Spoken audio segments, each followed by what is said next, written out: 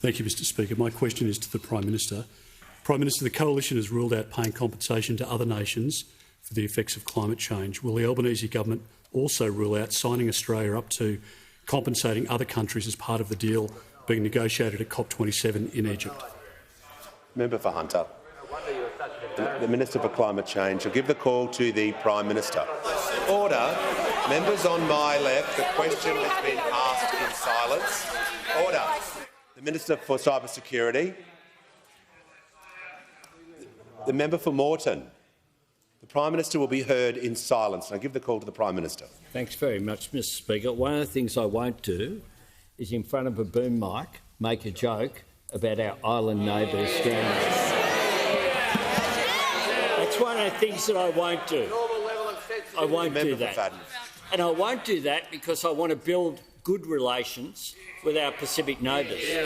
And one of the things that we provided for in the budget for all there to see. Member for Hunter. And if the Leader of the Opposition wants to have a look at the budget papers, we've made it very clear that one of the things that we will do is provide support for our Pacific Island neighbours for infrastructure that needs to be dealing with because of the threat that countries like Tuvalu and Kiribati are experiencing.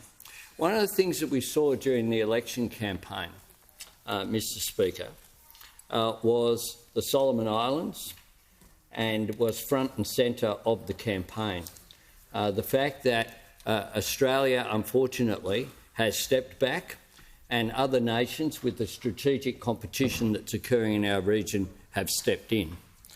One of the things we need to be very conscious of is that climate change is indeed a national security issue. That is something that is recognised by the United States. It's something that's recognised by our other partners and indeed our allies. It's something that was recognised in the Quad Leaders meeting.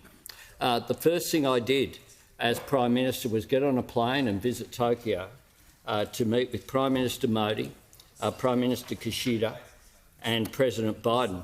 And there we spoke about the responsibility that we have as leaders of developed nations to engage in our region, in Southeast Asia, in the Indo-Pacific.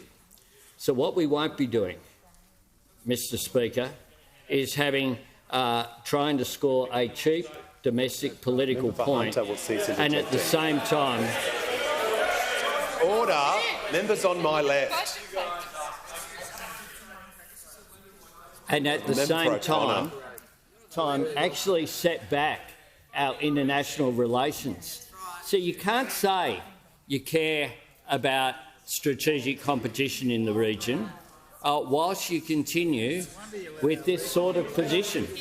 No wonder that Senator Wong has had to work so hard to restore Australia's standing in our region.